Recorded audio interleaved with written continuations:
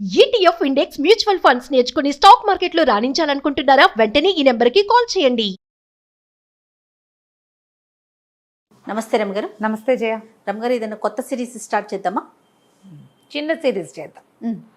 పెద్ద పెద్దవి చేసినా బోర్ కొడుతుందేమో అనుకుంటున్నాను జయ. నేను అట్లా ఏముండదు రమగారు. మీరు స్టోరీ అంటూ చెప్పారు అంటే అది పెద్దదైనా చిన్నదైనా సిరీస్ అయినా కథ అయినా సింగిల్ ఎపిసోడ్ అయినా బాగానే ఉంటుంది. ఇంకా అంతే. సరే చేద్దాం. అయితే 4 ఎపిసోడ్ సిరీస్ చేద్దాం. ఓకే అండి. కొయ్య గుర్రం. బాగుందండి పేరు. కీలు గుర్రం కథ ఒకసారి చెప్పుకున్నాం. ఒక రవ దగ్గర పంచకళ్యాణి ఒకటి చెప్పారు. పంచకళ్యాణి అన్ని గుర్రాల స్టోరీలు చెప్తున్నారు. అలా అయ్యింది. పంచకళ్యాణి కదా, ఎంత బాగుందో. కానీ అందులో పంచకళ్యాణి వ్యవహారం చాలా తక్కువ. పంచకళ్యాణి కోసం వెళ్ళారు, మిగిలిన కథ చెప్పారు. ఇందులో కొయ్య గుర్రం వ్యవహారం చాలా ఎక్కువ. బాగుంది కథ, బాగుంటుంది. చందమామ కథే. పూర్వం ఒక ఊళ్ళోనట ఒక కమ్మరి ఒక వడ్రంగి ఇద్దరు ఉండేవాళ్ళు. కమ్మరి అంటే ఇనప పనులు చేసేవాళ్ళు. ఇనుప సామాన్లు చేస్తారు, కత్తులు కటార్లు గొడ్డళ్ళు అలాంటివి చేస్తారు కమ్మరి. వడ్రంగి అంటే కార్పెంటర్. సరే, వీళ్ళిద్దరు ఫ్రెండ్స్. కానీ తరచుగా వాదించుకునేవారు. నేను గొప్ప పనివాడిని అంటే నేను గొప్ప పనివాడిని అని. చుట్టుపక్కల ఏదైనా మాటలు మొదలుపెట్టి కొట్టుకు తెచ్చేవాడు. జనాలంతా అన్నారు, మీరు కొట్టుకు చావటం ఏమిట్రా, రాజుగారి దగ్గరికి వెళ్ళి తీర్పడకండి, మీ ఇద్దరిలో ఎవరు నేర్పరో ఆయన చెప్తాడు. వీళ్ళు పోయారు రాజుగారి దగ్గరికి. ఇప్పుడు ఇద్దరు ఒకే రకపు పనివాళ్ళు అనుకో, ఇద్దరు వడ్రంగులు అయితే ఎవడిది వర్క్మెన్షిప్ బాగుందో చెప్తారు. వాడిదో రకం పని, వీడిదో రకం పని. సంగీత పాటగాడికిను నాట్యగత్తకి పోటీ ఎలా పెడతారు? అంతే కదా, ఎవరి గొప్పతనం వాళ్ళదే. అయితే వీళ్ళు మాత్రం వీళ్ళకట్లా లేదు, నేను నాదే నేర్పడతాను అని పోటాడుకుంటున్నారు. రాజుగారి దగ్గరికి వెళ్ళి చెప్పారు. కమ్మరి చెప్పాడు, అసలు మా ఊళ్ళో మా వీధిలో నాలాంటి లేడని మా వీధి వాళ్ళంతా వేణోళ్ళ పొగుడతారండి. నా పని మామూలు పని కాదు, నేను ఏదైనా చేశానంటే ఇంకా కనికట్టు చేసినట్టే. వడ్రంగా అన్నాడు, నీ మాత్రం తక్కువేమిటండి, అసలు నేను ఒక బొమ్మ చెక్కితే అతుకెక్కడుందో కనపడదు. నేను చాలా ఇది, నాలాగా చేసేవాడు అసలు మన దేశంలోనే లేడు, నాదే నేర్పడతాను అంటే. రాజు అన్నాడు, మీరు నోటో మాట్లాడితే నాకేమర్థమవుతుంది, నోటి మాటలు. చెరుకో వస్తువు చేసు పట్టురండి. పట్టుకొచ్చాక అప్పుడు చూసి ఎవడిది గొప్ప పంతనమో చెప్తాను. ఒక 20 రోజులు సమయం తీసుకున్నారు. మళ్ళీ వచ్చారు. సరే, వాళ్ళని ప్రవేశపెడితే కమ్మరి ఒక చేపని తీసుకొచ్చాడు, లోహంతో చేసిన చేప. రాజుగారికి నవ్వొచ్చింది. ఏమిటో ఇది అన్నాడు. ఇది నీళ్ళల్లో వేస్తే తేలుతుందండి, చేప బొమ్మ. అది ఇనుంతోటే చేశాడు. దాన్ని అతి తేలికైన లోహంతో చేశాడు. దీని మీద కనీసం 100 బస్తాలు బరువు పెట్టినా సరే అది నీళ్ళల్లో తేలుతుంది కానీ మునగదు. బాగుంది కదా. అక్కడి నుంచి పరీక్ష చేసుకోండి కావాలంటే. రాజు నవ్వాడు. అట తెలుస్తాను, పరీక్షించుకోండి, నదిలో పడేయండి, దాని మీద బరువు పెట్టించండి అంటే. సరే చూద్దాం అనుకున్నారు. ఈ నదిలో విసిరారు చేపని. అది బుడుంగమని మునిగి టకీమని తేలిపోయింది. మళ్ళీ దాని దగ్గరికి లాగారు. దాని మీద ఒక అడ్డంగా ఒక వెడల్పాటి చెక్క పెట్టి దాని మీద 100 బస్తాలు పేర్చారు. మళ్ళీ నీటిలోకి తోసారు. దాన్ని తోస్తే ఆయన 100 బస్తాలు నీళ్ళలో మునకుండా తేలుకుంటూ వెళ్ళిపోతున్నాయి ముందుకి. చేప ఎటు వెళ్తే అటు వెళ్ళిపోతున్నాయి అంతే. అది ఈదట్లా కానీ మునగదు, గాలి వాటికి ఎటో ఒకటి కొట్టుకుంటూ ఉంటుంది. ఆశ్చర్యపోయాడు. ఇనప వస్తువుని ఇట్లా నీటిలో మునకుండా ఎట్టా చేశాడు వీడు. సబ్మెరైన్లు చేస్తారు కదా, మునుగుతుంది. ఇప్పుడు పడవలు చేస్తారా, పడవల్లో కూడా ఒక టెక్నాలజీ కదా మునక్కండా ఉండటం. చాలా ఆశ్చర్యపోయాడు రాజు. శభాష్ అన్నారు, నీలాంటి వాడివి నువ్వే అన్నారు. అక్కడి నుంచి వడ్రంగి వచ్చాడు. అతను చేసి పట్టుకొచ్చిన బొమ్మ చూసి ఆశ్చర్యపోయారు అందరూ. డాక్టర్ గారు అన్నాడు, డాక్టర్ గారి పేరు వస్తుంది చూడు నాకు, మత ఎక్కడో ఉంది. రాజుగారు అన్నారు, ఇదేమిటి పిల్లలు ఆడుకునే బొమ్మ తెచ్చావు, ఇది పిల్లలు ఆడుకునే కొయ్య గుర్రం అన్నాడు. మామూలుగా పిల్లలు గుర్రం మీద కూర్చుని ఇట్లా ఊగుతారు, ఊగే గుర్రం ఉంటుందా, అలాంటి గుర్రం చక్కగా అలంకరించబడి ఉంది. చెక్క గుర్రం, అదే దాన్ని కొయ్య గుర్రం అంటారు. ఈ కథ పేరు కొయ్య గుర్రమే. రాజుగారు అన్నాడు, మా అబ్బాయి అయితే బ్రహ్మాండంగా ఆడుకుంటాడు దీని మీద అంటే. కాదు మహాప్రభు, ఇది గాల్లో ఎగురుతుంది చూడండి అన్నాడు. దానికి జీను అవన్నీ చక్కగా అందంగా అలంకారం చేశాడు. కుడివైపు మెడ పక్కన ఈ మొహం మీద నుంచి మెడ మీదకి ఇట్లా వస్తుంది కదా, అక్కడ వరుసగా మీటలు ఉన్నాయి. ఏదైనా తిప్పితే, ఒకటి మొదటి తిప్పితే గాల్లో ఎగురుతుంది. మీటలు తిప్పే కొందికి స్పీడ్ పెరుగుతుంది, ఎత్తు ఎక్కువ వెళ్తుంది. గాల్లో పైకి వెళ్తుంది, ఆకాశం వైపుకి స్పీడ్ పెరుగుతుంది. అనేసరికల్లా ఎవరు టెస్ట్ చేస్తారు, ఏమిటో ఇది ఎక్కడా వినలేదు, నువ్వు భలేవాడిపోయి అని రాజుగారు మాట్లాడుతుండగా, రాజుగారికి 5 6 కొడుకులు ఉన్నారు. అందులో ఆఖరి వాడు 19-20 ఏళ్లవాడు వచ్చాడు. గుర్రం చుట్టుకుని హర్రే భలే బాగుంది నాన్న అన్నాడు. అనేసరికల్లా ఎగురుతుంది బాబు అని చెప్పాడు వడ్రంగి. కుర్రాడు నేను ఎగిరి చూస్తా అంటాడు. నా తండ్రి అంటాడు అది ఎగురుతుందో లేదోరా, కాదు కూడదన్నా. ఈ కుర్రాడు సరదాకి చటుక్కుని ఎక్కి దాని మీద కూర్చున్నాడు. ఎక్కి కూర్చున్నాడు. వడ్రంగి అన్నాడు ఇదేమీ లేదండి, చంకలో పెట్టుకుని వెళ్ళిపోవచ్చు, ఎక్కడ కావాలంటే అక్కడికి, కాళ్ళు కీళ్ళు మడిచి కూడా చంకలో పెట్టుకెళ్ళిపోవచ్చు, ఇదిగో మీటలు ఉన్నాయి చూడండి, 1 మీటర్ తిప్పితే స్పీడ్ పెరిగిపోతుంది, వెళ్ళిపోతుందండి అన్నాడు. అనగానే కుర్రాడి దాని మీద కూర్చున్నాడా, తిప్పేశాడు మీటలు. 2-3 మీటలు తిప్పేసరికల్లా రైమని అది పైకి వెళ్ళిపోయింది. రాజుగారు చూస్తూనే ఉన్నాడు, కుర్రాడు ఎగిరిపోయాడు. జనాలంతా హాహాకారాలు చేశారు. ఏం పర్వాలేదండి, మీటలు వెనక్కి తిప్పడం తెలిసింది అబ్బాయి గారికి, వెనక్కి తిప్పితే తగ్గిపోతుందని చెప్తేనే వస్తాడులేండి అన్నాడు. అంతే కదా. ఈ కుర్రాడు పైకి ఎగురుతుంటే వాడు చక్క చద్దన్నం తినేసి సిద్ధంగా ఉన్నాడు. వాడికి ఆకలి రోకలి ఏం వేయలేదు, ఎగిరిపోతుంటే ఇక భయం వేయలేదు వాడికి. నువ్వు పడిపోతావని తండ్రి చెప్పినా ఈ వడ్రంగి ఏమన్నాడు, అసలు దీని నుంచి పడే ప్రసక్తే లేదు, సుఖంగా ఉంది సీటు, అది పక్కకి వరగదు, ఎలా వెళ్తుందో అటాగే వెళ్తుంది. అలాగే పైకి వెళ్తుంటే కిందకు చూస్తే ప్రపంచం చిన్నదైపోయి స్పీడ్కి ఆ గాలికి ఆ మబ్బుల్లో తేలుతుంటే కుర్రాళ్ళకి ఉత్సాహంగా ఉండదు. వీడు అత్యుత్సాహంతో అన్ని మీటలు తిప్పేసి ఎక్కడికో వెళ్ళిపోయాడు. అంతే. ఇక వాడు అటు ఇటు చూడలేదు. బాగా కొన్ని గంటలు గడిచిపోయాక ఆకలేయటం మొదలుపెట్టింది. సరే ఎగిరాం, ఎక్కడో చోట దింపుకుని ఆకలి తీర్చుకుంటే సరిపోతుంది. అక్కడి నుంచి 1 మీటర్ వెనక్కి తిప్పేశాడు. స్విచ్లు మీట అంటే వెనక్కి వేసేసాడు. స్విచ్లు టకా నొక్కేసరికల్లా అది మెల్లిగా స్లో అయ్యింది. తర్వాత దిగడం మొదలుపెట్టింది. చివరికి ఓ ఊళ్ళో దిగింది. సరే వీడేం చేశాడు, దాన్ని ఇట్లా కాళ్ళు కొంచెం దగ్గరగా మడవచ్చు, వాడు చెప్పాడు కదా మడిచి చంకలో పెట్టుకోవచ్చు అని. ఈ గుర్రం బొమ్మని చంకలో పెట్టుకుని ఆ ఊళ్ళో తిండికి ఏదైనా వెతకడానికి బయలుదేరాడు. వెళ్తే కాస్త ముందుకెళ్ళేసరికల్లా ఒక గుంపు సమూహం నుంచునున్నారు. అందరూ ఇట్లా ఆకాశంలోకి చూస్తున్నారు. వీడు కూడా పైకి చూశాడు, అక్కడ ఏం కనపడలేదు. మొత్తగా ఆకాశం ఏం చూస్తున్నారండి అన్నాడు. రాజుగారు వెళ్ళారన్నాడు కింద ఉన్నవాడు. తెల్లబడి రాజుగారు మబ్బుల్లోకి వెళ్ళటం ఏమిటి, మహా అయితే మనలాగా ఒక గుర్రం ఉండాలి ఆయనకి అనేసరికి ఒకళ్ళిద్దరు వీడేదో పిచ్చి మాటలు మాట్లాడుతున్నాడు, వాడేదో చెప్తున్నారనుకున్నాడు. 3-4 అడిగాడు. రాజుగారు ఇప్పుడే వెళ్ళారు, దిగొస్తారేమోనని చూస్తున్నారు. మబ్బుల్లో గిట్టపోతాడయ్యా రాజుగారు అని అడిగితే ఎవడో ఒకడు ఆ పక్కనే ఉన్న ఒక బన్నుల కొట్లోకి వెళ్తూ, నేను కూడా ఏ ఊరు అబ్బాయి ఏమిటి మంచి బట్టలు అవి బాగా వేసుకున్నవే, ఏవు మీ నాన్న ఏం చేస్తాడు ఇలా అడుగుతూ, రా టీ తాగుతూ కానీ వీడిని వెంబడి పెట్టు తీసుకుపోయాడు. తీసుకెళ్ళి ఏం చెప్పాడంటే ఆ ఊరు రాజుగారికి మహాద్భుత సౌందర్యవతైన ఒక కూతురు పుట్టింది. పిల్ల ఎంత బాగుందో అనేవాళ్ళు అందరూ. అట్టా బాగుంది అంటే ఆయనకి నచ్చేది కాదు. మా పిల్లకి దిష్టి తగిలితే వీళ్ళంతా చూస్తున్నారనిపించేది. ఎవరైనా తన కూతురు కేసు చూస్తే నచ్చదు. కొన్ని టిపికల్ క్యారెక్టర్లు ఉంటాయి. అందుకని పిల్లని ఎవ్వరికంటా పడకుండా ఎక్కడైనా దాచాలనుకున్నాడు. అందుకని మబ్బుల్లో మేడగట్టించి మేడలో పెట్టాడన్నాడు. వీడన్న కుర్రాడికి ఆశ్చర్యం వేసింది, మన రాజుగారి అబ్బాయికి. మబ్బుల్లో మేడలు ఎట్ట కడతారండి అన్నాడు. అబ్బే మామూలు మేడ కాదు నాయన, అది మంత్రాల మేడ.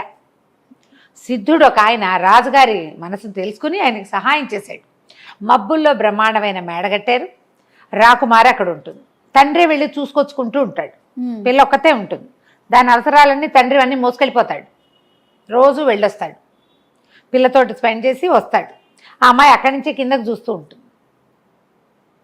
రాజుగారు వెళ్ళేటప్పుడు చూస్తారు, వచ్చేటప్పుడు చూస్తారు. సిద్ధుడు ఇచ్చిన అంజనం సహాయంతో ఈయన రోజు పైకి వెళ్ళి పైకెదకు వచ్చేస్తుంటాడు.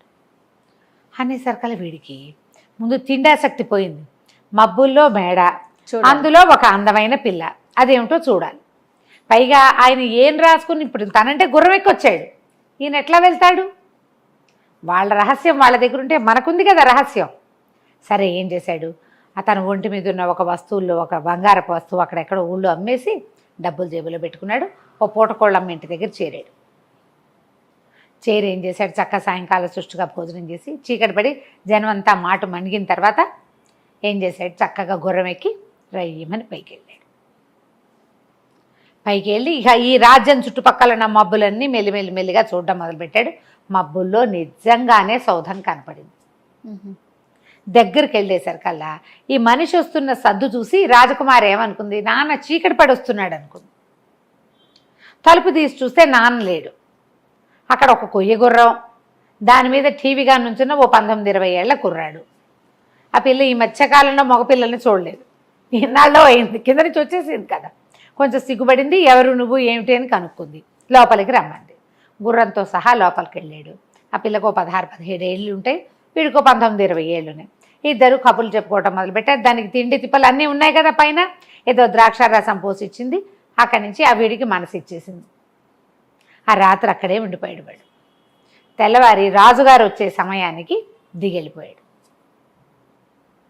ఆ గుర్రం ఎగురుతుంది. పనిమాల ప్రతి వాళ్ళు ఆకాశంలోకి ఏం చూస్తారు, ఏ చెట్ల వైపుకో వెళ్ళిపోతే కనపడ్డు, పెద్దగా చూడలేదు ఎవరు.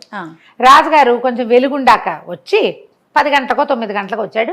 ఆయనకి ఇట్లా సౌధం లోపలికి వస్తుంటేనే ఏదో వాసన వచ్చింది, సెంటు వాసన. కుర్రాడు రాకుమారుడు కదా, వీడికి ఏదో చిన్న అత్తర్లవి రాసుకునే అలవాటు ఉంది. ఎవరో వచ్చారు. అక్కడి నుంచి నా మెల్లిగా ఇల్లు సామాన్లు అన్నీ చూస్తే సోఫాల మీద కూర్చున్న గుర్తులు, మంచం మీద 2 మనుషులు పడుకున్నట్టుగా గుర్తు కనపడింది. ఆయన అప్పుడప్పుడు ఒక పని మనిషిని తీసుకొచ్చి శుభ్రం చేయించేవాడు తనతో పాటు తీసుకొచ్చి. ఎవ్వరూ రాలా, నిన్నెవరు రాలా, మొన్నెవరు రాలా. ఇవాళ నేను వచ్చేసరికి ఎవరో ఒకడు మనిషి వచ్చిన ఇది ఉంది. ఎవరు వచ్చి వెళ్తున్నారో తెలియలేదు. ఆయన కూతురు మొహంలో వింత కాంతి కనపడేదానికి. దానికి మంచి నిన్న సాయంత్రం అంతా ఎవరితోటో సరదాగా స్పెండ్ చేస్తే పిల్లలు ఉత్సాహంగా ఉండరు మర్నాటి పొద్దుటికి. ఈ పిల్ల మొహంలో కనపడిన ఉత్సాహం చూస్తే ఆయనకి ఎవరో మగపిల్లవాడే వచ్చాడని అనుమానం వచ్చేసి ఏదో ముభావంగా మాట్లాడి కిందకు వచ్చేసాడు. వచ్చి తన సైన్యం వీళ్ళందరికీ చెప్పాడు, ఎవరో వచ్చి వెళ్తున్నారు. ఎవరికైనా మాయమంత్రం తెలిసిన వాడు ఎవడో అయ్యి ఉండాలి, ఎట్లా పట్టుకోవాలి? ఆ రోజు నుంచి ప్రయత్నం చేయటం మొదలుపెట్టారు. మనవాడు రోజు చీకటి పడి వెళ్తాడు, తెల్లవారేసరికి వచ్చేస్తాడు. ఆయనకి తెలుస్తోంది రోజు వస్తున్నాడు అని. ఏమీ చేయలేకపోయాడు. దీనికి ఏదైనా ఒక ప్లాన్ ఆలోచించమని మంత్రికి చెప్పాడు. తర్వాత ఏమైందండి? రాజుగారు మంత్రి చెప్పాడు, మన వాళ్ళు యోధులు 4 ఉన్నారు కదా, వీళ్ళు 4ని కాపలా పెట్టి రండి అన్నాడు. ఎక్కడక్కడ పైన కోణం పైన ఆకాశంలో మబ్బుల్లో. సరే, బ్రహ్మాండమైన యోధులు 4 ఉంటే ఆ 4ని తీసుకెళ్లి కాపలా పెడితే రాత్రి అబ్బాయి వెళ్ళాడు, వచ్చాడు, వాళ్ళు నిద్రపోయారు. వాళ్ళకి రాత్రి నిద్ర అలవాటు. 12 అయ్యాక వాళ్ళు పడుకున్నారు. అప్పుడెవరు వస్తారని 12 గంటలకు రాకుమారుడు వెళ్ళాడు. పిల్ల తెల్లవారేదాకా అతనితో స్పెండ్ చేసి నాన్న వచ్చేసరికి ఇంకా నిద్ర మంచం మీదే ఉంది. అబ్బాయి తెల్లవారంగానే వెళ్ళిపోయాడు. దాంతో ఈయన కొళ్ళు మండిపోయింది. ఏం చేయాలో తెలియలా. యోధులు నిద్రపోతే పూట ఆ యోధులను తీసుకెళ్ళి రాకుమార్తె దగ్గర పెట్టేటువంటి మళ్ళీ లేనిపోని కొత్త తంట. దాంతో మంత్రి అన్నాడు, ఓ పని చేద్దాము, మెత్తటి రంగు పొడి చేయిద్దాం, అది మొత్తం అంతా చల్లిరండి, ఆ రంగు ఎవడి బట్టలు కట్టుకుంటుందో చూద్దాం, ఊళ్ళో పరీక్ష చేద్దామన్నారు. సరే, ఏం చేశారు, మర్నాడు మళ్ళీ వెళ్ళినప్పుడు ఆయన ఒక పౌడర్ డబ్బా లాంటి దాంట్లో రంగు పోసిచ్చారు. అన్ని చోట్ల ఆ రంగు చల్లేశాడు. సోఫాల దగ్గర అక్కడ ఎక్కడో చోట బట్టలకి రంగు అంటుకునేలాగా వేసేసాడు. రాకుమారుడు ఆ రోజు రాత్రి వెళ్ళాడు. కానీ వాడు అబ్జర్వ్ చేశాడు. అబ్జర్వ్ చేసి గుర్రం ఎక్కాక చూసుకున్నాడు. తెల్లవారుతూ ఉండగా దిగుతున్నాడు. దిగుతూ చేతులకి అక్కడ ఇక్కడంతా రంగంటింది, ఏదో గులాబీ రంగు, ముత్యాలు అవి కుట్టి ఉన్న చక్కటి అంగరఖ వాడిది. వాడేం చేశాడు, ఆ గుర్రం మీదే కూర్చొని దానికి చేతులు పుచ్చుకోవాల్సిన పని లేదుగా, దాని దారిని అది తిరుగుతుంది. వీడేమి దాన్ని చెల్చాలని అనక్కర్లేదు, కళ్ళేలు పుచ్చుకోవాల్సిన భయం లేదు దానికి. కూర్చుంటే చాలు, చొక్కా చక్కగా విప్పేసేసి ఆ అంగరఖాన్ని కిందకి పడేసేసి చొక్కా లేకుండానే పెదరాజు పెద్దమ్మ ఇంటికి వెళ్ళి పడుకున్నాడు మాట్లాడకుండా. ఓకే. ఆ పూట ఏమైంది, పొద్దున్నే ఒక పెద్ద ముసలాయన ఒక ఆయన ఆ ఊళ్ళో కొంచెం అడుక్కుంటూ ఉంటాడు. ఆ ముసలాయనకి పైనుంచి పడుతున్న బట్టలు కనపడ్డాయి. ఒక్క రవ్వ చలికాలం ముదురుతోంది. అంత పెద్ద కోటు లాంటిది పైనుంచి కిందకు ఉండేది. షేర్వాణీలు అవి వేసుకుంటారు కదా, అట్లాంటిది రాకుమారుడి చొక్కా వెచ్చగా ఉంటుంది. డబల్ది అది కోటు. అది తీసి తొడుక్కున్నాడు. ఎంత బాగుందో, ఎంత హాయిగా ఉందో. ఎవరో మహానుభావుడు ఆకాశం నుంచి పడేశాడని వేసేసుకున్నాడు. సరే, ఇక తెల్లవారిన దగ్గర నుంచి సైనికులు వెతకడం మొదలుపెట్టారు. ఈ రంగంటిన బట్టల వాడు ఎక్కడైనా ఉన్నాడా చూస్తున్నారు. చూస్తుంటే ఒక దేవాలయం బయట అడుక్కుంటూ వీడు కనపడ్డాడు. కనపడంగానే వాళ్ళు ఆ రంగు ప్రత్యేకమైన కలరు బట్టలకు అంటింది, అది చేతుల దగ్గర కూర్చునే చోట అతుక్కోవాలి, కరెక్ట్గా 2 చోట్లలోనూ కనపడుతోంది. పట్టేసుకున్నారు, పట్టుకొని ఈడ్చుకుపోయారు. ఒక దళవాయి ఉన్నాడు, వాడు అవురవురా రాజకుమారి దగ్గరికి వెళ్తావరా బాడుకోవా అని ఏవో 4-5 తిట్లు తిట్టి అక్కడి నుంచి రాజుగారి దగ్గర తీసుకుపోయారు. వాడు చెప్తూనే ఉన్నాడు, పైనుంచి పడ్డాయండి, నేను వేసుకున్నానండి అంటే ఇక వినిపించుకోలే. రాజుగారు చీచి వాడి మొహాన్ని నేను చూడండి ఊరేసేయండి అన్నాడు. ఓరి, నా కూతురు దగ్గరికి రోజు వెళ్ళొచ్చా వాడి మొహం నేను ఎందుకు చూడాలి? అసలు అవునో కాదో నిర్ధారించుకోవాలి కదా. ఆ బట్టలు ఇంకోడెవరు ఎలా వెళ్తాడు? ఆ మబ్బుల్లో వేసిన రంగు, మబ్బుల్లో ఉన్న సౌధంలో వేసిన రంగు భూమి మీద తిరిగే మామూలు వాడికి ఎలా వస్తుందో చెప్పు. ఓకే, అట్లా ఆలోచించారు. అక్కడి నుంచి ఊరేసేస్తారని చెప్పుకుంటున్నారు ఊరంతా. ఊరేయటానికి సాయంకాలమో ఎప్పుడో వెళ్ళాలి. అయితే ఏమైంది, ఊరంతా రాజకుమారి దగ్గరికి ఎవరో కుర్రాడు వస్తున్నాడని, రాజుగారు చాలా ఉగ్రంగా ఉన్నాడని చెప్పేసుకుంటున్నారు. ఆ ఎవరైతే రాకుమార్తె దగ్గరికి తిరుగుతున్నాడో కుర్రాడు, ఒక మగవాడు, వాడు పట్టుపడ్డాడని తెలిసిపోయింది బయటికి. జనం అంతా చేరారు. చేరించిన అయ్యో వీడెవడు ఉష్టడుక్కుని ముసలాడు, గుడి బయట అక్కడ కనిపిస్తాడు, దుకాణాల దగ్గర కనిపిస్తాడు, ఏదైనా చిన్న పన్నా పని చేసి 10 పావలా తీసుకునేవాడు, వీడు మబ్బుల్లోకి వెళ్ళటం ఏమిటి? వాడు చెప్తున్నాడు పాపం ముసలాతను చెప్తున్నాడు, అతను ఓ పక్కన నేను ఒట్టి బిచ్చగాడిని, బట్టలు పైనుంచి పడ్డాయి, వెచ్చగా ఉన్నాయని వేసుకున్నాను అని. వీళ్ళకి వినిపించుకునే గుణం లేదు. నోరు మూయండి, నోరు మూసుకుంటారు, ఇంకేం చేస్తారు? పైగా వాళ్ళు 4 10 మంది ఈ గుర్రాలు డెక్కల శబ్దంలో ఈ ముసలాడు పాపం ఏదో మాటలు చెప్పినా వినపడదు, చావదు. ఊరన్నారు. తీరా ఏమైంది, ఊళ్ళో అందరూ గుంపులు గుంపులుగా వెళ్తుంటే మనవాడు కూడా ఏమిటి ఏమిటి అని కనుక్కున్నాడు. కనుక్కుంటే రాజకుమార్తె దగ్గరికి మబ్బుల్లో సౌధానికి ఒకడు వెళ్తాట, వాడు దొరికేట, వాడికి ఊరిట అనగా నువ్వు తెల్లబోయాడు, అదే మనం ఇక్కడే ఉన్నావు, వీడెవడికో ఊరేశారని అతను ఏం చేశాడు, ఆ చంకలో ఈ కొయ్యగుర్రాన్ని పెట్టుకుని అక్కడికి వెళ్ళాడు. ఆ వచ్చే స్థానం ఎక్కడుందో అక్కడికి వెళ్ళేసరికల్లా ఆ ముసలి అతను ఏడుస్తూ నుంచునున్నాడు అక్కడ.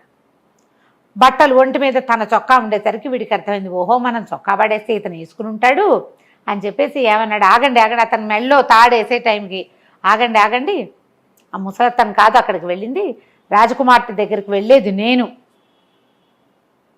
అని కేకలు పెట్టాడు. ఒప్పుకున్నాడు గట్టిగా. పాపం వృధాగా ఒక ముసలతను చనిపోతున్నాడు కదా, పెద్దవాడు, తండ్రి వయసు వాడు. కేకలు పెట్టేసరికల్లా ఆగారు. ఒక దళవాయి పరిగెత్తుకుంటూ రాజుగారి దగ్గరికి వెళ్ళి, వాడు ఎవడో కుర్రాడండి, వాడేమో తను వెళ్ళానంటున్నాడంటే పట్టుకొని రావాడిని అన్నాడు. మరి ఈ ఆజ్ఞలు రావాలా? ఈ ఆజ్ఞలు వచ్చే లోపల మనవాడు గుర్రాన్ని సరిగ్గా చేసుకుని మీటలు చెప్పేసి గుర్రం ఎక్కి ఎగిరిపోయాడు. చూస్తుండగానే గుర్రం ఎగిరిపోయింది. చూశారు అందరూ. చూసేసి అవరవరా వీడు ఎగిరిపోయాడు, మా ఊళ్ళో సౌధాన్లోకి మీరు వెళ్ళండి, పదండి పదండి అన్నారు. ఇవేమీ పక్క పక్కన ఉండవు కదా, ఈ వజ్రస్థానాలు అక్కడెక్కడ ఉంటాయి, రాజుగారి ఇల్లు ఇంకెక్కడ ఉంటుంది, ఈ గుంపంతా పోవాలి, రాజుగారు బయటికి రావాలి, బోల్డ్ ప్రోటోకాలు. ఈ వ్యవహారం అంతా ముగిసేసరికి మనవాడు సౌధానికి వెళ్ళిపోయాడు పైకి. అది ఎగిరిపోతుంది క్షణాల్లో. అదే కదా, ఎగిరి పరిగెత్తుకుంటూ పైకి వెళ్ళిపోయి ఆ అమ్మాయికి ఏమన్నాడంటే, రాకుమారి మీ వాళ్ళకి తెలిసిపోయింది, నేనని చెప్పేసి వచ్చా, ఇక్కడ ఉండటం సేఫ్ కాదు, మీ నాన్నకి నిన్ను ఎవరైనా చూడడం కూడా ఇష్టం ఉండదు, అందుకే ఇక్కడ పెట్టాడు, మనుషుల్ని చూడనివ్వకుండా, నాతో పెళ్ళికి వెళ్ళి ఏం చేయడు, వచ్చేయి మన ఇద్దరం పెళ్లి చేసుకుందాం మా ఇంటికి వెళ్ళి అంటే, ఆ అమ్మాయి వెళ్ళిపోతా వచ్చేస్తానండి. అమ్మాయి ఎలా వెళ్ళిపోయిందండి అని అడక్కు నువ్వు, ప్రేమల్లో ఇలాగే వెళ్ళిపోతారు, తర్వాత ఆలోచిస్తారు జయ. ఈ ముందు ఆలోచించకుండా తర్వాత ఆలోచించే కథలు పూర్వకాలం నుంచి ఉన్నాయి, కాదనేందుకు ఇంకేం లేదు. అంతే, శాశ్వతంగా కలిసి ఉండాల్సింది వీడితో. నాన్న గంగలో దూకనే మనకెందుకు, ఎక్కేసింది గుర్రం. ఇద్దరు కలిసి గుర్రం ఎక్కి రైమని వచ్చేసారు. వాళ్ళు ఊరికి వచ్చేసారు, వెళ్ళిపోయారు, బయలుదేరారు. అంతే. బయలుదేరిన తర్వాత ఏమైంది, కొంత దూరం వెళ్ళాక రాకుమార్తె గుర్తొచ్చింది, అయ్యయ్యో నేను మర్చిపోయాను, తల్లి లేదు, మా అమ్మ నా చిన్నప్పుడు ఎప్పుడు చెప్పేది 2 పెద్ద పెద్ద ఆభరణాలు చేయించింది, అత్తవారికి నేను ఇవ్వాల్సిన కానుకలు అవి, నా వివాహం తర్వాత మా అత్తగారి కోటి మామగారి కోటి ఆ ఆభరణాలు ఇవ్వాలని చెప్పింది, నా మబ్బుల సౌధంలో ఉండిపోయినాయి, అవి తీసుకొస్తానంది. అంటే కుర్రాడన్నాడు, రాజకుమారి అబ్బాయి మనకేం తక్కువమ్మా, నగలకి గిగలకి అక్కడ ఏం తక్కువ లేదు, నీకు ఏ ఆభరణం కావాలంటే ఆభరణం నేను చేయిస్తాగా అనేసరికి ఈ పిల్ల ఏడ్చింది. అయ్యో మా అమ్మ సెంటిమెంటు, ఆవిడ ఎంతో ఫీల్ అయింది, అయినా నేను అత్తారింటికి వెళ్తూ ఒట్టి చేతులతో వెళ్ళటమేంటి, రాజుగారి కూతుర్ని, రాజుగారికి ఒక కంఠాభరణం, రాణిగారికి ఒక నడు ఆభరణం ఇవ్వాలి, అవి నేను మనం వెళ్ళి తీసుకొద్దాం పదవా. సరే అబ్బాయి ఏమన్నాడు, నేను ఇక్కడే ఉంటాను, నువ్వు వెళ్ళరా, ఇదిగో గుర్రం. ఓరే, తను వెళ్ళకూడదు, వెళ్ళకుండా ఏమన్నాడు, నాకు ఎలాగో ఆకలిస్తుంది, ఇక్కడ ఏమైనా పళ్ళు కాయలు ఉన్నాయేమో చూస్తాయి, ఎంత 5 నిమిషాల్లో వెళ్ళి 5 నిమిషాల్లో వచ్చేస్తాం, ఓకే. ఈ లోపల నీళ్లు పళ్ళు అవి వెతుకుతాయి ఇక్కడ, నువ్వు వెళ్ళిరా అన్నాడు. అనేసరికల్లా అమ్మడు చక్కగా మీట్లు అన్నీ తిప్పుకుని స్పీడ్ పెంచుకుని వెళ్ళింది. తెలుసు దానికి దాన్ని ఎట్లా వాడాలో, రాకుమార్తెకి తెలుసు పాపం, రోజు చూస్తోంది కదా. చక్కగా రయ్యమని మబ్బుల సౌధంలోకి వెళ్ళింది. కింద ఏం జరిగింది, కుర్రాడు మబ్బుల సౌధంలోకి వెళ్ళాడు, మీరు వెళ్ళండి అని చెప్పారు కదా రాజుగారికి, ఈయన కూడా వెళ్ళాడు. ఈయన వెళ్ళేసరికల్లా ఈయన వెళ్ళి ఇల్లంతా వెతికి పిల్ల లేదని మాయమైపోయిందని ఆయన అర్థం చేసుకునేసరికి తలుపు తీసుకుని లోపలికి వచ్చింది గుర్రంతో సహా. రాగానే కూతుర్ని పట్టేసుకున్నాడు ఆయన. ఎవరెవరా నువ్వు ఇట్లాంటి పని చేస్తావా, పద ఇంటికి వెళ్ళిపోదామని ఆ అమ్మాయి చేతులు పుచ్చుకుని ఈడ్చుకుని తీసుకుపోయాడు కిందకి. గుర్రం అక్కడే ఉండిపోయింది. అయ్యో, ఇంకా మబ్బుల్లో సౌధం ఎందుకు, ఈ సౌధాన్ని దించేయండి అంటే ఆ సిద్ధుడు ఇచ్చిన అంజనం ఏదో విద్యేసి సౌధాన్ని కిందకి దించేశారు. గుర్రము ఆ సౌధంతో పాటే వీళ్ళ దగ్గరే ఉండిపోయింది. అమ్మాయిని కిందకి లాక్కొచ్చేసరికి ఇన్ని రోజుల నుంచి ఆయనకి ఆ పిల్ల 12వ ఏట నుంచి పెళ్లి సంబంధాలు వస్తున్నాయి.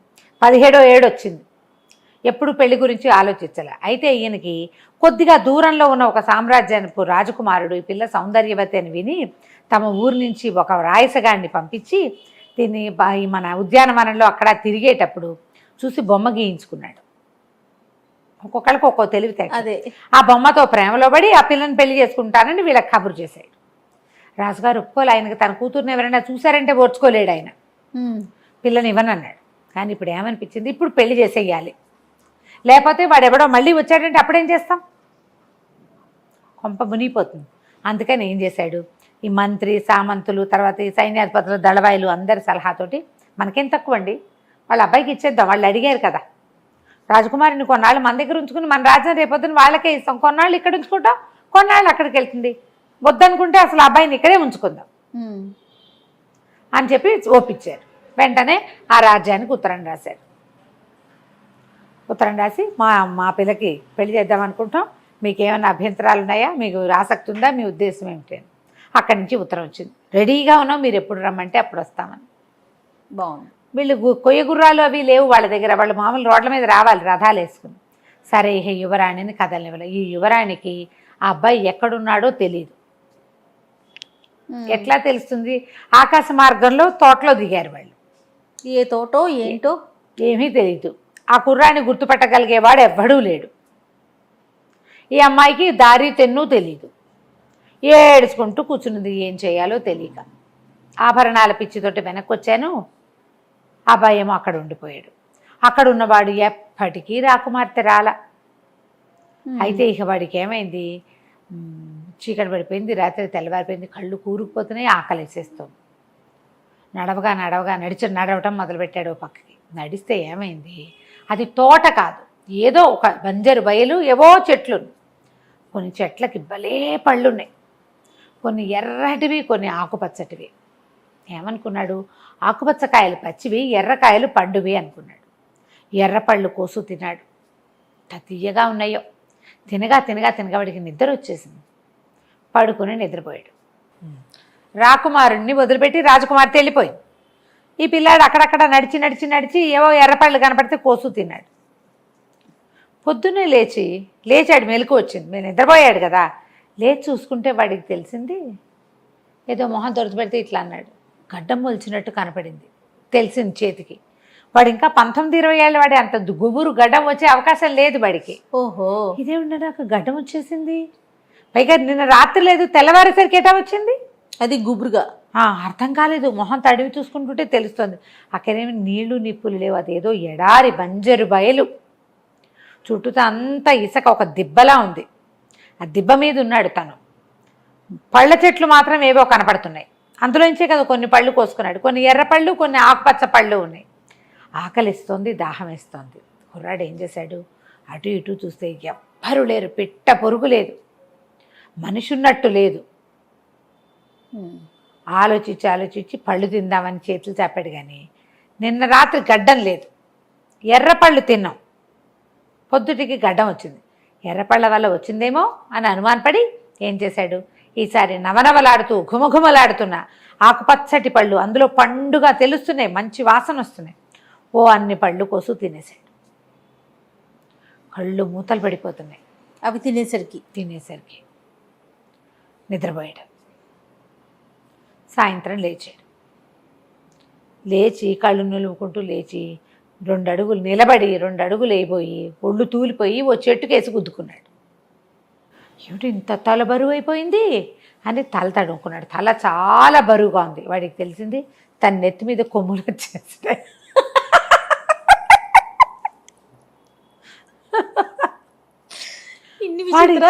వీడి తలపోయాడు ఇదేమిటి అని పొంగి చూసుకుంటుంటే వాడికి తెలిసింది తనకు గడ్డం పొద్దున గడ్డం ఉందా, ఇప్పుడు అది 3 అడి పొడుగుంది, తెల్లగా ఉంది. అయ్యయ్యో తడుగు చూసుకున్నాడు. మొహం నిండా గడ్డం, అదేమో ఇట్లా ముందుకు వచ్చేసింది, తెల్లటిది. తల తడుగుకుంటే 2 వైపులా 2 కొమ్ములు. తను ఎలా ఉన్నానో ఊహించడానికి వాడికి భయం వేసింది. అక్కడ నీళ్లు కూడా లేవు మొహం చూసుకోవడానికి. తెలుస్తోంది లేచి నిలబడితే తలకాయ బరువుగా, కొత్తగా ఏదైనా కిరీటం చిన్న వస్తువు పెట్టుకున్నా బరువు వస్తుంది. 2 కొమ్ములు మొలిస్తే ఎటా ఉంటుంది? ఇక ఏడుపు వచ్చేసింది. అలా ఏడిచాడు. ఈ ఎర్రపళ్ళు ఈ పచ్చపళ్ళతోటి వచ్చిందో ఏమిటో, కొత్తగా ఈ వేషం ఏమిటి, నేను ఇప్పుడు రాజకుమార్తెని వెతికితే మాత్రం అది నన్ను ఎట్ట గుర్తుపడుతుంది? అసలు ముందు సమస్య అది గుర్రం పోయింది, రాజకుమార్తె పోయింది, నేను ఇక్కడికి ఎందుకు వచ్చాను? ఇంటి దగ్గర ఉన్నా పోయేది కదా.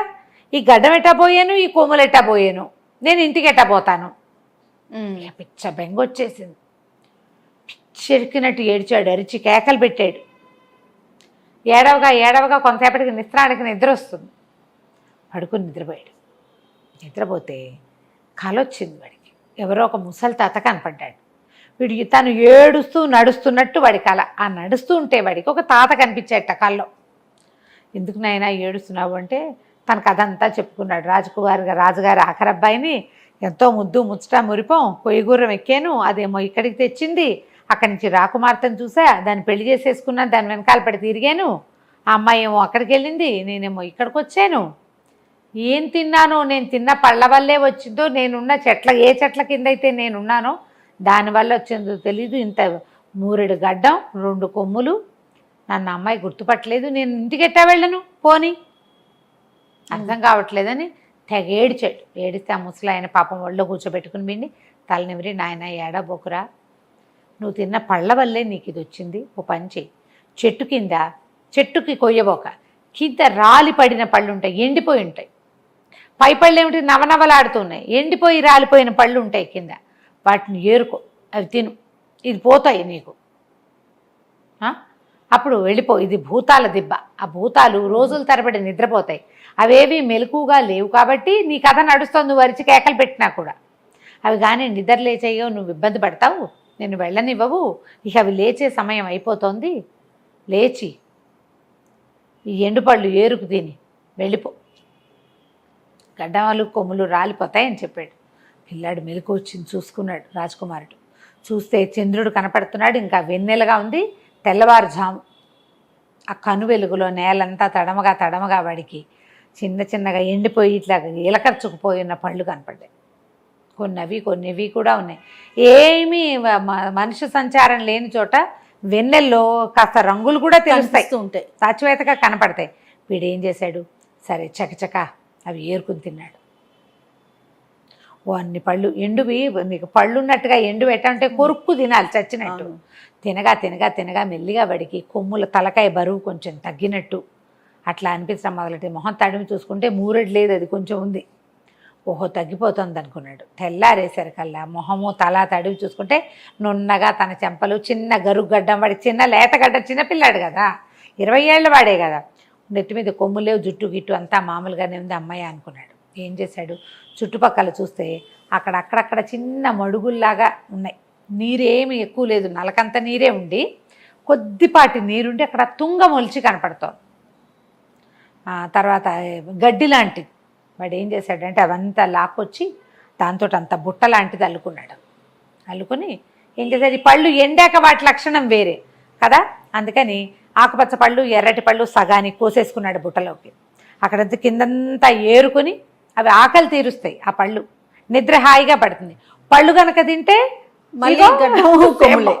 సేమే. అక్కడి నుంచి ఏం చేశాడు, ఎండు పళ్ళు పైదాకా ఏరు పెట్టుకుని అవన్నీ పుచ్చుకొని నడవడం మొదలుపెట్టాడు. ఇక ఆకలి వేసినప్పుడు 2 పళ్ళు తింటాం, నిద్ర వచ్చినప్పుడు ఆ ఇసుకలో పడుకోవడం, అదంతా ఎడారి బంజరు బయలు. ఇక నడవగా నడవగా నడవగా 7 రాత్రులు 7 పగళ్ళు నడిస్తే చిట్ట చివరికి వాడు ఒక రహదారికి చేరాడు. ఓ రోడ్డు దొరికింది. ఆ రోడ్లో నడవటం మొదలు పెట్టేసరికల్లా ఒక ఆయన గాడిద మీద ఎక్కి వెళ్తున్న ఒక ప్రయాణికుడు కనిపించాడు. ఆయన్ని అడిగాడు, బాబు ఇదే ఊరు, ఎక్కడ ఏ దారి ఏంటంటే, ఇటు నుంచి తూర్పుకి వెళ్తే ఒక నగరం, ఆ నగరం పేరు వీడి నా సొంత నగరం, నాన్న కోయగుర్రం మొదటి కథ ఎక్కడ మొదలైందో అక్కడ, అటు వెళ్తుంది. పడమటికి వెళ్తే రాజకుమార్తె, ఏ రాజకుమార్తెను తను ప్రేమించాడో అక్కడికి వెళ్తుంది. ఆలోచించి ఏమనుకున్నాడు, ఇప్పుడు ఇంటికి వెళ్ళాలన్నా నేను ఏ 15 రాత్రులు 16 పగళ్ళు నడవాల్సిందే, అదేదో ఇటు నడిచి చూద్దాం, కనీసం రాకుమార్తె కాకపోతే కొయ్యగుర్రమైనా దొరుకుతుంది. రెండింటిని పోగొట్టుకుని ఇల్లు చేరటం ఏమిటి, నేను రాజకుమార్తె లేకపోతే పోనీ ఒకవేళ దొరికితే అది కూడా సాధిద్దాం, గుర్రాన్ని వదిలిపెట్టకూడదు అని అనిపించి అక్కడి నుంచి ఈ పళ్ళు నోటో వేసుకుంటూ అప్పుడో ముక్క ఇటు నడవడం మొదలుపెట్టాడు. ఈ ఊరు వైపు నడవగా నడవగా వీడికి దూరం నుంచి పెద్ద సైనిక పటాలం ఏదో వస్తున్నట్టు కనబడింది. తన దగ్గర బొట్టు ఉంది కదా, ఇట్లా భుజానికి పెట్టుకుని తగిలించుకున్నాడు, దానికి చిన్న దీని లాంటిది హ్యాండిల్ లాంటిది అల్లుకున్నాడు. అయితే ఏమైంది, ఈ పటాలం వాళ్ళ రయ్యమని ఇతన్ని దాటి ముందుకెళ్ళిపోయారు. సైనిక పటాలం వెళ్తోంది, ఏవో బళ్ళు రథాలు కూడా ఉన్నాయి. అక్కడి నుంచి కొంచెం ఆగినాయి. ఆ రథాల్లో నుంచి ఒకడు దిగి, అబ్బి ఏమమ్ముతున్నావు, ఏం పళ్ళు అమ్ముతున్నావు అని కేకేశాడు. నేను అమ్మటం ఏంటి, నాకు దగ్గర ఏం లేవు అన్నాడు. అదేంటి ఆ బుట్టలో పళ్ళు కాదు అని అడిగాడు. అవే ఇవి అమ్మడానికి కాదన్నాడు. అమ్మడానికి కాదు, నేను తినడానికి తెచ్చుకున్నాను, అమ్మేందుకు కాదు, నేను అమ్మేవాడిని కానన్నాడు. 2 అడుగులు వేసేసరికల్లా ఏ బండిలోంచి వీడు దిగొచ్చాడో ఈ మనిషి, ఆ బండిలోంచి ఒక అతను ఎంతో కొంత ఇచ్చి తీసుకోండిరా ఏదైనా తినాలనిపిస్తుంది అన్న కేక. అక్కడి నుంచి ఒక 4 బంగారు కాసులు చేత్తో పుచ్చుకుని ఒక మనిషి దిగారు. ఆ 4 కాసులు పుచ్చుకుని దగ్గరకు వచ్చేసరికల్లా అతను అక్కడి నుంచి రావాలిగా. ఈ కుర్రాడితోటి మొదట వచ్చిన వాడు ఎవరు, ఏమిటి, ఏ ఊరు అని కనుక్కుని, మా రాజకుమారుడు ఈ దేశపు రాజకుమార్తెని వివాహం చేసుకోవడానికి వస్తున్నాడు, వాళ్ళ నాన్నగారు ఉత్తరం రాశారు, ఎప్పటి నుంచో ప్రేమిస్తున్నాడు, వివాహం చేసుకోవడానికి మేము తరలివెళ్తున్నాం, ఆహార పదార్థాల్లో పొరపాటున పళ్ళ బుట్టలు మర్చిపోయాం, అబ్బాయికి అన్నం తిన్నాక పళ్ళు తింటాం అలవాటు, బుట్టలు ఎవరైనా కనపడితే ఈత పళ్ళు ఖర్జూర పళ్ళు కనపడతాయి ఎడారుల్లో, అందుకని పళ్ళ బుట్ట కోసం చూస్తున్నాం, రాకుమారుడు కదా పళ్ళు లేవని తిట్టిపోస్తున్నాడు అనేసరికి వీడికి అనిపించింది, అమ్మా నేను ప్రేమించిన అమ్మాయిని పెళ్లి చేసుకోవడానికి వస్తున్నాడు, వీడి సంగతి చూడాలని ఏం చేశాడు, 4 ఎర్రపళ్ళు 4 ఆకుపచ్చ పళ్ళు ఇచ్చేసాడు. పచ్చివి నిగనిగలాడేవి పళ్ళు, ఎండ్లు కాదు, ఎండువు కాదనమాట. ఆ 4 కాయలు తీసుకున్నాడు. డబ్బులు వద్దని అనకుండా అవి దట్టిలో పెట్టుకున్నాడు. డబ్బులు వాడికి ప్రయాణానికి అవసరపడతాయి, డబ్బులు లేవు కదా అబ్బాయి దగ్గర. తన దారిని తను నడవటం మొదలుపెట్టాడు. అక్కడి నుంచి ఈ పటాలం వాళ్ళు రాజకుమారుడు, అప్పప్ప ఏం పళ్ళు రా భలేగా ఉన్నాయని. ఇప్పుడు రాజకుమారుడి కోసం 4 అవి 4 ఇవి కొంటే మిగిలిన వాళ్ళు ఎందుకు నోట్లో వేసుకుంటారు, నోరు గట్టిగా మూసుకుని అబ్బాయికి ఇస్తారు కదా, మన బొట్టు వాళ్ళు అనుకో పంచుకుని తింటాం, రాకుమారుడి దగ్గర పంచుకునే అవకాశం వీళ్ళకి ఏముంది. తినేశాడు. తినేసి పండ్లో పడుకుని నిద్రపోయాడు. మనవాడు మెల్లిగా నడుస్తున్నాడు, వాళ్ళ బళ్ళు వెళ్ళిపోయింది. సరే రాకుమారుడు నిద్ర లేచాడు. నిద్ర లేచిన తర్వాత పెద్ద పెద్ద కేకలు పెట్టాడు. కేకలు పెట్టేసరికల్లా ఏమిటి, ఎందుకో పిలుస్తున్నాడు, ఏదో అయిపోయిందని చెప్పి బళ్ళాపి జనాలు పరిగెత్తారు.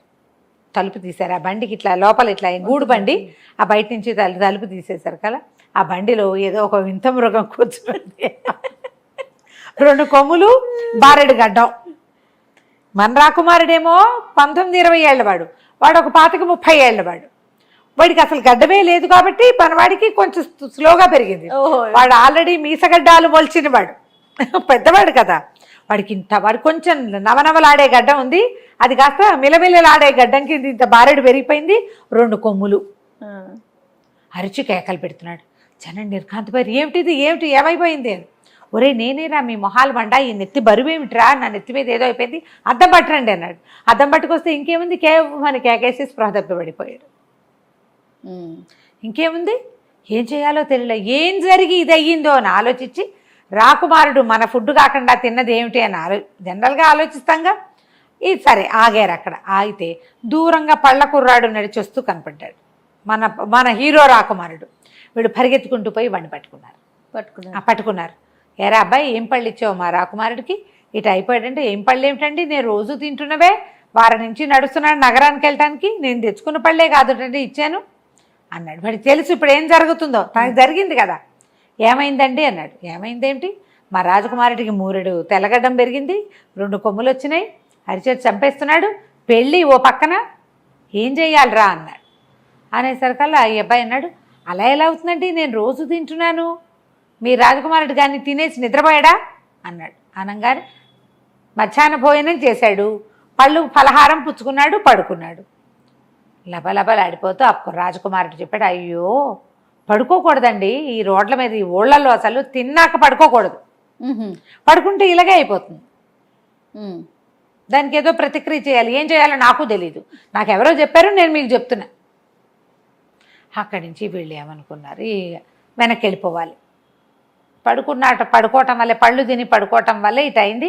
వీడు ఇలా తెగ తిట్టుకున్నాడు, వీడు పని తిన్నట్టు తిన్నాడు, దుర్మార్గుడు పీడించేస్తున్నాడు ప్రయాణం అంతా, తెగ తిని ఇప్పుడు తెచ్చుకున్నాడు మీదకి. ఇప్పుడు ఏం చేయాలి, అక్కడికి వెళ్తే రాకుమార్తె వీడిని పెళ్లి చేసుకుంటుంది కొమ్ములతో, కొమ్ములు 3 తెల్లగడ్డంతో, వాళ్ళకి ఎట్లా చూపిస్తాం, మనం ఒక ఫోటో పంపించాం, మా వాడి వీడియో అని హీరో అని, హీరో కాస్త పోయి ఇట అయ్యాడు, ఏం చేయాలి ఆలోచిస్తే వెనక్కి వెళ్ళిపోదామన్నారు. పెళ్ళొద్దు వెళ్ళిపోదామంటే ఆయన అట్లా బోమని పొట్టాడాడు రాజకుమారుడు, వాళ్ళ రాకుమారుడు. 10 ఏళ్ళ నుంచి ప్రేమిస్తున్నాను నేను, ఆ అమ్మాయినే పెళ్లి చేసుకోవాలనుకున్నా, పెళ్లి మానుకోవటానికి కుదరదు, నేను ఎలా ఉన్నా సరే ఆ అమ్మాయి నాకు కావాల్సిందే, ఏదైనా ప్రతిక్రియ కుదిరితే ఇది తగ్గిపోతుంది, మనం రాకుమార్తెను ఎందుకు మిస్ అవ్వాలంటే ఈ దళపతులు వాళ్ళు ఉంటారు కదా, వాళ్ళు ఏమన్నారు, దానిదేముంది, మనం ఓ పని చేద్దాం, మనం వచ్చిన గుంపులో ఎవరో ఒక అందగాడిని రాకుమారుడని చూపిద్దాం, ఏముంది పెళ్ళి ఓం పెళ్ళి చేసేసి పిల్లని మనం తీసుకెళ్ళిపోతే ఊరేలాక రాకుమారుడికి అప్పచెప్పేద్దాం, మనమందరం రాకుమారుడికి నమ్మిన బంట్లం కదా అనుకున్నారు. సరే అక్కడి నుంచి ఏం చేశారు, మనలో అందగాడెవడు అని వెతకడం మొదలుపెట్టారు. వెతకడం మొదలు పెడితే అందరూ ముదురు మొహాలు, పెద్దవాళ్ళు, కండలు తీరి ఉన్నవాళ్ళు, నైసుగా నాజుగ్గా నేవళంగా ఉన్నవాడు ఒక్కడు లేడు.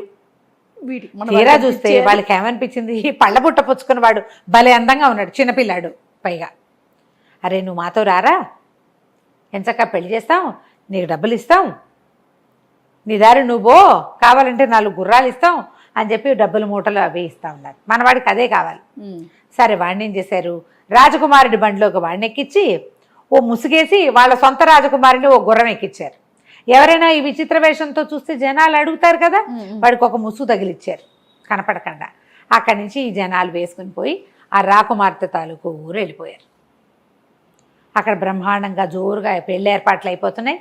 రాజకుమార్తె కంటికి మింటికి ఏకధారగా ఏడుస్తుంది, కానీ ఏం చేస్తారు, ఎవరు ఏం చేయలేరు. వాళ్ళకి వీళ్ళకి చెప్పింది వాడిని ఎక్కడో దింపానని, ఆ దింపింది ఎక్కడో తెలియదు. ఈ రాజు ఏం చేశాడు, ఎదురొచ్చి పెళ్లి కుమారుడిని చూశాడు. ఎంత బాగున్నాడు కుర్రాడు, ఇంత చక్కటి వాడికి ఇచ్చి పిల్లకి పెళ్లి చేస్తున్నందుకు సంతోషంగా ఉంది ఆయనకి. వాళ్ళు బోళ్ళని బళ్ళు గిళ్ళు బోళ్ళంత బంగారము ఆ పిల్లకి ఇవ్వడానికి కట్నం అన్నీ తెచ్చారు. వాళ్ళకి డబ్బులు ఉన్నాయి, పిల్లాడు బాగున్నాడు. కానీ ఈయనకి చాలా భయంగా ఉంది. కూతుర్ని గురించి తెలిసిన అప్రతిష్ట ఊరంతా తెలిసిపోయింది. రోజుల తరబడి ఎవరో కుర్రవాడు ఒకడు, అంతకుముందు ముసలాడు అనుకున్నారు, వాడేమో లాస్ట్ మినిట్లో కుర్రాడు చకచకమని ఉన్నవాడు ఒకడు, రోజు అమ్మాయితో స్పెండ్ చేశాడనే సంగతి ఊరంతా తెలుసు. ఇప్పుడు పొరపాటున వీళ్ళలో ఎవరికైనా తెలిసిపోతే ఆయనకి భయంగా ఉంది. పిల్లేమో ఓ పక్కన తెగేడుస్తుంది, అదేమో నవ్వు తుళ్ళు లేదు. అబ్బాయి రాడు, అబ్బాయి దొరకడని దాని ఏడుపు. ఇప్పుడు అప్రతిష్ట తెలిసిపోతే మనకి పరువు పోదు, ఏం చేయాలో తెలియటాలి. అయితే మంత్రి గారు ఏమన్నాడంటే, అంత కంగారు ఎందుకండి, వాళ్ళు ఉన్న 5 days ఉంటారు, మొత్తం పెళ్లి ఏర్పాట్లు 5 రోజులు, విందుల్లో ముంచి తేల్చేద్దాం వాళ్ళని, బ్యాచ్లుగా విందులు చేయించేద్దాం. మొత్తం బిజీగానే ఉంటారు వాళ్ళు, ఖాళీగా ఉండి చుట్టుపక్కల ఊరంతా తిరిగి వీళ్ళు ఏం చేస్తారు, ఒక ఊరు వచ్చామనుకో, మనం పెళ్ళిళ్ళలో స్పెండ్ చేసినా మనం మధ్యాహ్నం కలిసి అక్కడెక్కడికైనా వెళ్ళి ఆ ఊరు ఈ ఊరు చూసొస్తాం. ఊర్లో మంచి ప్లేసులు అవును అందరూ చేస్తారు. వీళ్ళకి పొద్దున మధ్యాహ్నం సాయంత్రం రాత్రి పార్టీలు ఉంటే ఎక్కడికి వెళ్తారు, తాగేసి పడుకుంటారు సగం మంది. వాళ్ళలో పెద్దగా ఆడాళ్ళు లేరు, అందరూ మగవాళ్లే ఉన్నారు. ఆడవాళ్ళు ఉంటే ఓసమా కబుర్లు వస్తాయి, మగవాళ్లే వచ్చారు కదా, వాళ్ళ పద్ధతో ఏమో అది. కాబట్టి ఏమనుకున్నారు, వీళ్ళకంతా విందు వినోదాల్లో తేలుద్దామని విపరీతంగా విందులు చేశారు. ఈ వచ్చిన వాళ్ళంతా వాళ్ళ సొంత రాజకుమారుణ్ణేమో ఒక గదిలో దాచిపెట్టారు, అతన్ని ఎవ్వరు చూడలేదు. మరేం చేస్తారు, వాడి కొమ్ములు గడ్డంత కష్టం కదా. ఈ కుర్రాన్నే రాజకుమారుడిగా చెలామణి చేస్తూ మొత్తానికి కథ నడిపిస్తున్నారు. 3 రోజులు అయ్యాక 4వ రోజు రాత్రి పెద్ద విందు చేశారు. రాత్రి విందు అయిందంటే తెల్లవారి దాకా 12 గంటల దాకా విందు.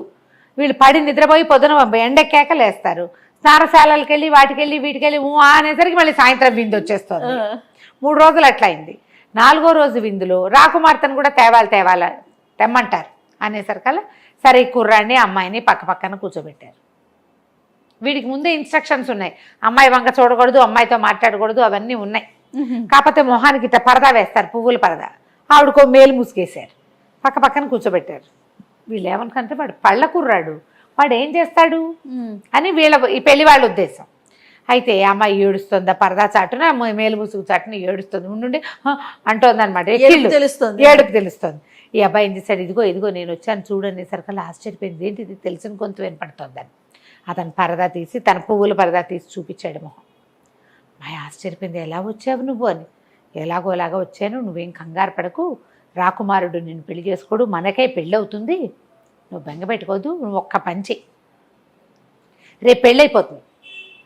5వ రోజు రాత్రి సాయంత్రం పంపేస్తారు, అమ్మాయిని విదాయి చేస్తారు. అప్పగింతలు పెట్టేటప్పుడు నా కొయ్య గుర్రం కావాలని అడుగు మీ నాన్నని. ఆయన ఏమన్నా సరే గుర్రాన్ని మాత్రం వదిలిపెట్టద్దు, ఆ గుర్రం తీసుకో, నువ్వు ఏడవబాక, మన ఇద్దరికీ పెళ్ళవుతోంది, మన ఇద్దరం మా ఇంటికి వెళ్ళిపోతామని చెప్పాడు. చెప్పేసరికల్లా సరే పిల్ల కొంచెం కులాసాగా ఉంది. మర్నాడు బాగుంది. ఇది 4వ రాత్రి విందైందా, 5వ రోజు మధ్యాహ్నం పెళ్ళయింది. వాళ్ళు కూడా ఏమనుకున్నారు, ఈ కుర్రాడు ఏం పెద్దగా తాగుడు తిరుడు, చిన్నపిల్లాడు కూడా కదా, చిన్న కుర్రాడు, లేకపోయేసరికల్లా వీడు మన మాట వింటాడని వాళ్ళు కొంచెం దిలాసాగానే ఉన్నారు, కానీ కట్టుదిట్టంగా ఉంచారు. అటు ఇటు పోనివ్వకుండా, ఎవరితో మాట్లాడనివ్వకుండా. వీడు పళ్ళవాడు అనే విషయం తెలిసిపోతుందేమో అని. వీడు నిజాన్ని పళ్ళవాడు కాదు, రాకుమారుడు కదా వాడు. అక్కడి నుంచి ఆ పూట గడిచింది.